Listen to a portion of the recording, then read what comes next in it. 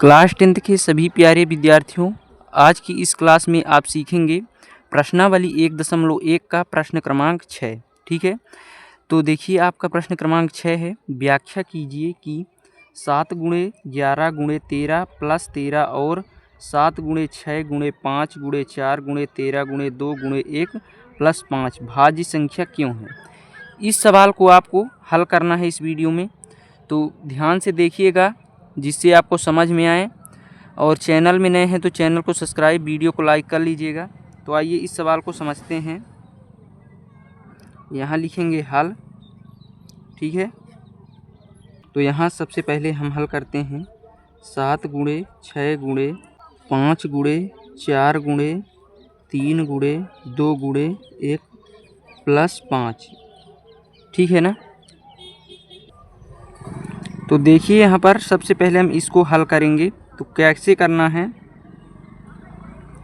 7 गुणे 6 गुणे 5, यहाँ पर देखिए 5 कॉमन कर लेते हैं। 5 यहाँ है और यहाँ है, ये गुणे में है, तो 5 को हम बाहर कर देंगे। तो यहाँ क्या बचेगा देखिएगा, 7 गुणे 6, 5 बाहर आ गया तो गुणे 4 गुणे 3 गुणे 2, 1 का गुणा करेंगे तो वही आएगा।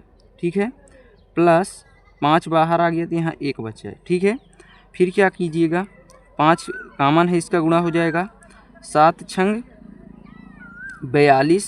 ठीक है, 42 गुणे 4 लिख देंगे। ठीक है, फिर 3 दूनी 6, इसको लिख लीजिए प्लस 1। ऐसे थोड़ा थोड़ा करके हल कीजिएगा। तो 42 गुणे 4 छंग 24 प्लस 1। ठीक है, इस प्रकार से ये आपका होगा। फिर उसके बाद देखिए क्या होगा, तो देखिए यहाँ पर 5 को उसी प्रकार उतार लेना है। फिर 42 में 24 का गुणा करेंगे तो 1008 आएगा प्लस 1 आएगा। ठीक है, तो यहाँ 5 हो गया गुणे 1008 में 1 जुड़े 1009, तो 5 में 1009 का हम गुणा करेंगे 5045 आएगा इसमें, इसका गुणा करने पर। तो यहाँ ध्यान दीजिए, चूँकि ये विभाज्य संख्या, क्या ये बोल रहा है भाज्य संख्या क्यों है। ठीक है, चूँकि 5 और 1009 से संख्या 5045 विभाज्य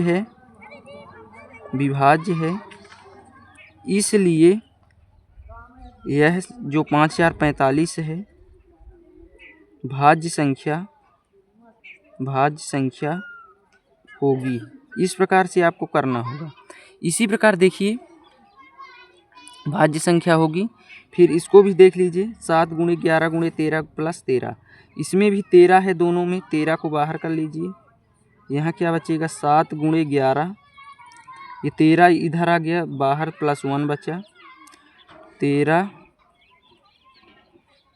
ठीक है, 13 इंटू 11 सत्ते 77 प्लस 1, तो 13 इंटू 77 1 78 इक्वल टू 1014। इसको इसमें गुणा करेंगे तो 1014 आएगा। तो यहाँ इसको भी ध्यान दीजिएगा, चूँकि यहाँ भी 13 से ये संख्या विभाजित है और 78 भी विभाजित है। तो अभाज्य संख्या वह होती है जिसमें स्वयं से केवल विभाजित हो। तो ये इन दोनों संख्याओं इनसे विभाजित हो रही है, इसलिए यह संख्या भाज्य है। तो यहाँ लिखेंगे, चूँकि 13 और 78 से 1014 विभाज्य है। ठीक, इसलिए 1014 भाज्य संख्या है। इस प्रकार से आपको हल करना है। तो आपको समझ में आ गया होगा। तो वीडियो को लाइक, चैनल को सब्सक्राइब कर लीजिएगा। धन्यवाद, जय हिंद।